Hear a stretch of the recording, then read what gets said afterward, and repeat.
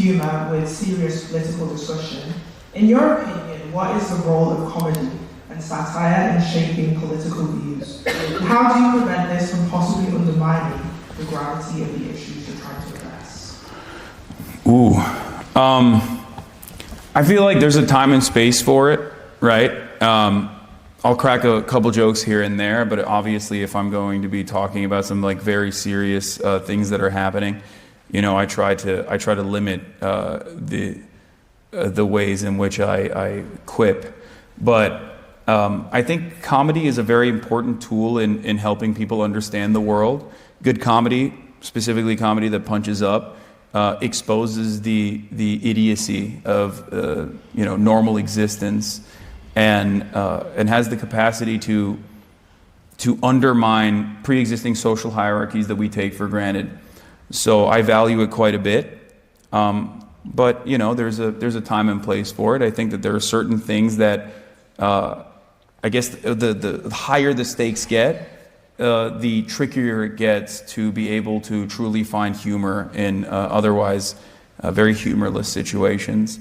And a good comedian can take that and find humor in it, whereas many who don't actually end up, I think, coming across as though they're reactionary. This is a problem that happens a lot. Comedians test their bits. If they want to be edgy and they fail and they bomb, they come across like they genuinely believe these things. These are firmly held opinions. That's what it comes across as. And it's I try to be as unrestrictive as possible and as understanding and as charitable as possible to people who are trying to make other people laugh.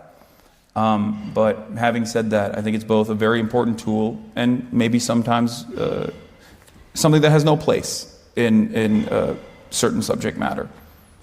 At least I'm not well equipped enough to be able to make jokes about certain things. Okay, I think we've got time for a couple more questions before the end. We'll go there in the here in the college buffer. Yeah.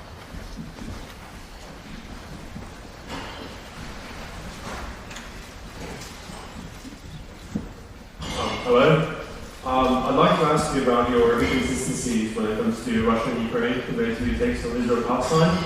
You talk a lot about the status of the Palestinians, which I agree is a horrible act, but when considering Russian annexation of Ukraine, you quote say, "It boggles my mind that Crimea belongs to Ukraine." And when you talked about Crimea's should own Crimea, you said that Ukraine was like, "We'll stick to that to Mongolia," I think. No. I said Crimea belongs primarily to the Tatar population, which is historically... Greece, Russia... I said Greece. I said Turkey and Greece. That was a joke. I don't think, for the record, I don't think Crimea belongs to Turkey. Just so you understand. Maybe you didn't get it, but I don't think that that's valid. And the other question... Go ahead. In addition to this, but when asked for your opinion on the ceasefire, you mentioned Boris Johnson as the reason for why it failed, even though Boris Johnson's arrival that was on the 9th of April, and then Lavrov mentioned his arrival to Kyiv was on the 9th of April, and Lavrov himself said on the 7th of April, way before that happened, the Ukrainian demands are unacceptable, a ceasefire and a peace deal will not happen. So the question is, why do you flirt so much with Russian narratives when it comes to Russia and Ukraine? So in terms of Russia's annexation of Ukrainian territory, I think it's wholly unjustifiable and inhumane and very cruel. I've made that very clear time and time again. As far as the ceasefire negotiation, I believe you're talking about the 15-point plan that was discussed in Antalya, if I'm not mistaken, at a time when Ukraine had maximum leverage in comparison to where it is now. And there is no inconsistency in that narrative, especially because I was a champion of a ceasefire for Ukraine very early on, just as I am a champion for ceasefire in Israel-Palestine as well. Because first and foremost, I think what we have to do is stop the bleeding. And I thought that the Ukrainian leverage at the time was much better, and I actually celebrated Zelensky for engaging in this conversation in a very meaningful way, where even trickier demands that he could have made that would have been tricky for the Ukrainian population to accept, he was conciliatory on, where he wanted to push the Crimea question back to a referendum 15 years in the future. And I think that that was a very solid way to potentially try and stop the Russian onslaught. Now, make no mistake, I don't believe that Russia was going to be committed to the ceasefire negotiation either. That much I made clear as well. But the point I always stressed was, ultimately every conflict ends with treaties. And that the quicker you can arrive at that position when you have the most amount of leverage, the better it will be to save the lives of countless people in Ukraine. And I believe, unfortunately, that is what has happened. In terms of Russian posturing on the ceasefire process, you mentioned Lavrov. Yeah, they have the same political pressures, maybe not to the same degree as Zelensky does, but they have the same political pressures. They have to posture. They have to make themselves look strong. I think ultimately what matters is what you leave on the table and what you come to terms with. And one thing that I stressed over and over again for people who kept saying, this is appeasement, at the time, this was years ago at this point, was that if the ceasefire process falls apart and if Russia continues to bomb Ukraine, then you're still back to square one. So nothing technically changes with the exception of a period of stability. So I am always going to be in favor of trying to maintain any sort of treaty or any sort of ceasefire in general. Same with Lebanon and same with Gaza. So I don't think it's inconsistent at all. Okay, and we will take one final question. Let's go right all the way at the back in the corner over there.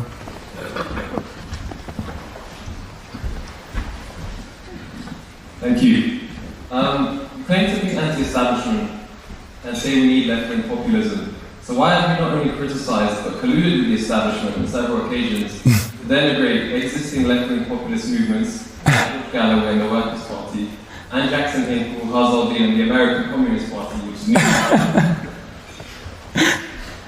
Did you say I've denigrated George Galloway? Is that what you said? Yeah. I don't think I did, but Well, you denigrated I don't think I've done that, but as far as the American Communist Party, more power to them. If they're able to successfully mobilize, then that's great. Do I trust Jackson Hinkle, former hasanabi head, to not be a federal agent and be genuinely invested in the uplifting of the working class all around the globe? Time will tell. I think if someone is going to occupied Ukrainian territory and then posturing alongside the Russian forces and then freely traveling back to the United States, I'm gonna look at that guy and go, maybe you're a Fed. Okay, that's not. I'm just saying, that's my red line. Usually, there's a lot of infiltrators. There's a lot of infiltrators that historically have tried to undermine any kind of leftist mobilization, and I think that that's a pretty valid red line for me, at least. Like it goes beyond reasonable disagreement when you're, when you are positioning yourself as someone who is going to be against America at every step of the way. Many people that have come before you in this great deliberative body have criticized me for even misunderstanding my positions and saying that I am a unconditional anti-American commentator. But I think I'm a little bit more reasonable than that. For me, if you go to occupied Ukrainian territory to do propaganda for the Russian government, which is not a socialist government at all, and it's a autocrat-backed plutocracy that is engaging in completely unjustifiable actions and engaging in slaughter of people. I think that's, and then you were freely able to travel back to the United States. I'm gonna be like, oh, this might be a Fed. Okay, we're gonna have one more. We're gonna squeeze one more extra in after that one. Let's go right here. Yeah. So, well.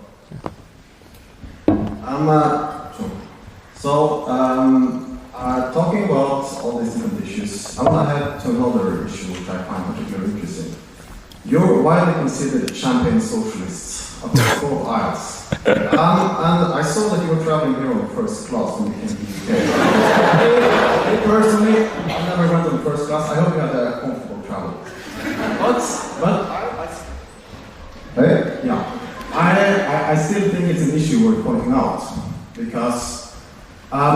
when it comes to especially the consumption of luxury goods, sports cars, million-dollar property, which you have been known to engage in, how can you justify yourself as a moral character on the left when you are benefiting more than many capitalists are from what you're doing as being a Twitch streamer, exploiting other streamers through your reaction content, which you are, which is a widely established fact. They're socially necessary every time, considering what you earn, you put in that much effort as the other streamers that you're engaged, reacting to. And furthermore, when it comes to... Can we keep it brief if we can? When it comes to the consumption of luxury goods, what do you think Marx, Lenin, Rosa Luxemburg, Liebknecht, what do you think they would say about this kind of new brand of socialism that you represent? Which is, by any measure of it... I think we're asking the same question here. I think that you are... We're very short for time, please. To real societal revolutionary change, because you are no more than a packeteer. Okay. Thank you for the question. I don't know how familiar you are with Karl Marx, but his bestie literally had a factory, so I don't think that he had that much issue with people that came from means. But having said that, however, I do think that it's a good point. What you rise is the point that you brought up, that socialism is about being in a poverty cult or living an ascetic lifestyle, is, I think, pure reactionary garbage. The entire purpose of socialist movements is to allow people to have their own individual freedoms, to have autonomy in their lives, to be able to have some semblance of workplace democracy so they can experience these freedoms and feel like a fucking human being. And that is what I practice, and that is what I preach as well. I have a cooperative in the way that I have my own podcast is Equal Say, Equal Pay. My producer, March, is sitting right there. Makes a lot more money than the average Twitch streamer does, as a matter of fact, for that reason. And I'm a truly fortunate person. I'm truly fortunate for being able to find such success in this field. As far as the accusations of exploitation outside of participating in capitalism, which is impossible to avoid unless you go and, I guess, live in the woods and make your own axe and cut the trees down and build a home for yourself that way, it's impossible to avoid capitalism. That's why most socialists will say that there's no ethical consumption. As far as like my glamorous lifestyle goes, these are voluntary subscriptions that people choose to sign on for. I've told people time and time again that they do not have to subscribe to me, but if they want to, they can. Back in the day, it was to avoid the top of the hour ad break. I don't even serve ads anymore. I do a decent amount of fundraising on top of that, even though I don't think that philanthropy is socialism. I don't think that it works that way. And I work with labor movements in general. I'd say that someone of my level of wealth or my level of means is perfectly valid and perfectly appropriate. You might consider that to be self-serving, but I don't. And it's never been something that is inconsistent. When I was broke, I advocated for the same exact things that I advocate for now, and people would say, you're just jealous of the wealthy. Now that I do have money, people say you're a hypocrite. And I don't know what the expectation is from for someone like myself to just like cast aside. Once I got a little bit of money, this socialism shit is over. You want me to become like a right-wing Ben Shapiro type of person? Like, you want me to cast aside my values and my principles? No, I'm not going to do that. So I'm very fortunate, and I try to use all of that fortune for good and to continue uplifting voices that are unheard and to continue to advocate for people to get that same level of emancipation and autonomy in their workplaces and across the board. It's no different than my advocacy for against police brutality. I'm not black, but I speak on black issues. I'm not trans, but I speak against transphobia. it's I am not any longer broke, but it doesn't change that dynamic for me even a little bit. I think that I'm still going to continue doing that, regardless of the home that I purchased for myself. It's not my fault that the California housing market is dog shit. I purchased a house for myself that my family can live in. That's a pretty valid thing. That's a pretty normal thing. I think that's something that everyone should be able to do, should be able to get. Now, if I were to say, well, I own a home now, so I think the housing market is good, we shouldn't do any public housing, we shouldn't claw back housing prices, then yeah, that would be inconsistent. That would be hypocritical. I guess it would be more consistent in the way that you interpret who I am and what I should be, what values I should be presenting. But I think that would be true hypocrisy. And as far as the luxury car goes, I leased a dentist car, an EV, just so everybody knows. It's, I'm going back to a Toyota, don't worry. So I can get my socialist bona fides. Okay. But yeah. Thank you. That is sadly all we've got time for. I'm going to say a couple of other things in seconds, but first of all, let's all say a warm thank you to Hasan.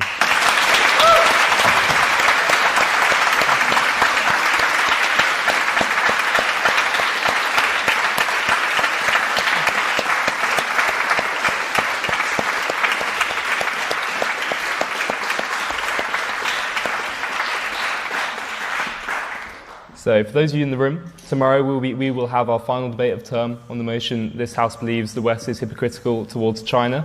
For those of you watching online, we are the Cambridge Union. Find us on Instagram and YouTube for so much more. It's great. For those of you who have signed up for the meet and greet, that will be upstairs in the library. You will have got an email. There is only people who've got the email can come in, so please don't come along unless you have received that. There was a ballot on our story. So if you just remain seated whilst me and Hasan leave the chamber, and if you are in the meet and greet, then come upstairs. Thank you so much for coming. Thank you for having me, guys.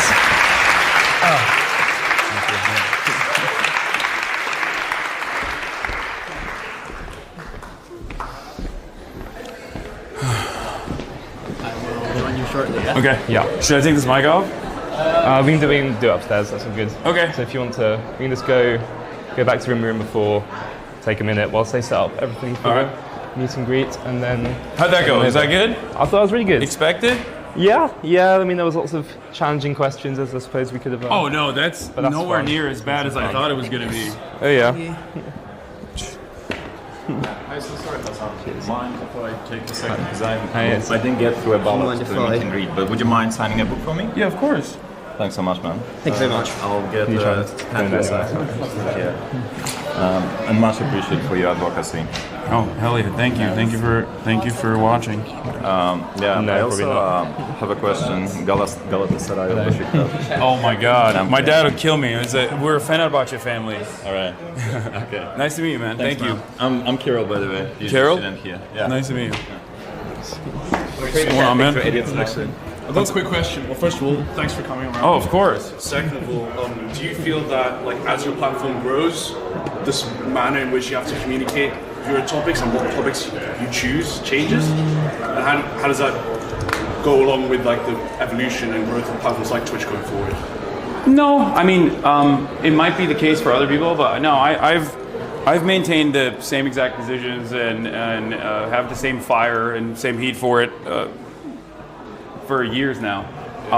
You can go back and watch, like, I don't know, things that I've talked about 10 years ago, 8 years ago, 9 years ago, and you'll see, like, it's identical. Oftentimes, that's what makes my commentary a little bit easier, I think, because in many instances, given the problems are unchanging. Yeah, have you got the... In many instances, I found myself repeating and you've got the list, same right? exact things. You can... the same exact statements in general. What's up? Yeah. This whole one here. Okay. I'll let... Yeah, no problem. Nice to meet you. Yeah. Where is it happening? Here? Should we just go over there? Yeah, if that's all right. I think the stuff's already in there. Cool. I think people really liked it I mean, I haven't seen my chat, but they did? All right, good. I'm glad. I don't know why people think that when they, like in real life, if they treat it like a gray name, that they're gonna come across like sound and confident. I don't think they understand that in their head. I think in many instances, people in their minds, like they're like, oh yeah, this is going to be my pop-off moment. But then, when in practice, when you're in person against someone, especially someone on a podium, it's very intimidating. Yeah. And that's why they come across as like kind of silly. I'm gonna run a tripod really quick, okay? You hear me? Would you say that? Yeah. Would you say that Ben Shapiro got more naysayers, or I did? Oh, I think he got more naysayers. Well, he did a bit differently. We got people to actually come up and Yeah. debate against him. You know, I saw you reading the people from a certain community planning their. Yeah. Planning their I mean, and it did happen, but I think it's silly overall.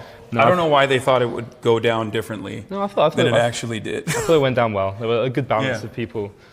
Yeah, it would have been boring if everyone was like Indeed. glazing. The last Yeah. few questions were just. I didn't want to end Well, it on that wasn't George a Galloway. that wasn't a I didn't want to end it on question. George Galloway mention.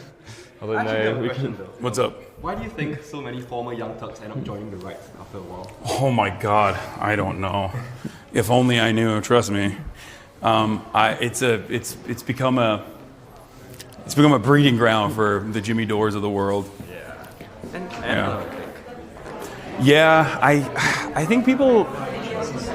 I mean, I've had this conversation with Cenk as well on Thanksgiving. It's just like, I think it comes from hopelessness, where people just like look at the situation and they're like, nothing's changing. You know what I mean? So then in their minds, I think they're like, well, let's just stop the bleeding. And the quickest solution always is going to be feel free to like come right-wing on in. reactionary solutions drink if you to want. ongoing problems. It's much harder to solve poverty, intergenerational poverty, than it is to simply say, yeah, we got to lean into the crime panic and we have to like do something about criminals. They're going crazy. So do you think it's more of a right-wing grift, or they genuinely change their position? I think they genuinely have changed their positions, I think, which is kind of sadder, I guess. I don't know. But yeah, on some issues, I think they have. They have changed their positions. No, it's just very interesting. It's been watching the Young Turks for like a decade, I think. Yeah. Seeing so many people leave is just. Well, I mean, there's the regular grifters like Dave Rubin. Yeah. Like that, he was never really all that invested. Like he was just like a media person, right? He didn't care. Whatever buttered his bread, he was going to go in that direction no matter what. So that one makes sense. And then there's the cranks that I think like start leaning into the crank side of things, and they're so invested in being anti-establishment that they end up championing the right, which is weird because it's like you're not outside of the orbit of politics. You're literally just a right winger now, which is the most establishment. It's the most successful out of the two.